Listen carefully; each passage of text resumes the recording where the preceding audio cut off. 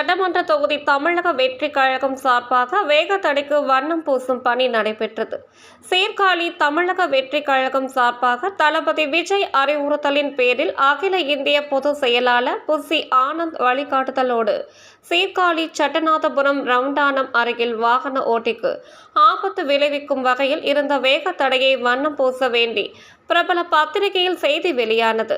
அந்த செய்தியை அறிந்த தமிழக வெற்றி கழகம் மயிலாடுதுறை மாவட்ட தலைவர் குட்டி கோபி அறிவுறுத்தலின் பேரில் மாவட்ட தொண்டரணி தலைவர் தினேஷ், மாவட்ட துணை செயலாளர் தீபன், பொறுப்பாளர் ராகுல், சீர்காழி ஒன்றிய தலைவர் கமல், கொள்ளிடம் ஒன்றிய தலைவர் ரவி, சீர்காழி ஒன்றிய செயலாளர் மகேஷ், நகர பொருளாளர் அபி, சீர்காழி ஒன்றிய மாணவரணி செயலாளர் அன்பு, செங்கமேடு மணி ஆகியோர் ஒன்றிணைந்து வேகத்தடைக்கு வெள்ளை வண்ணம் பூசினர்.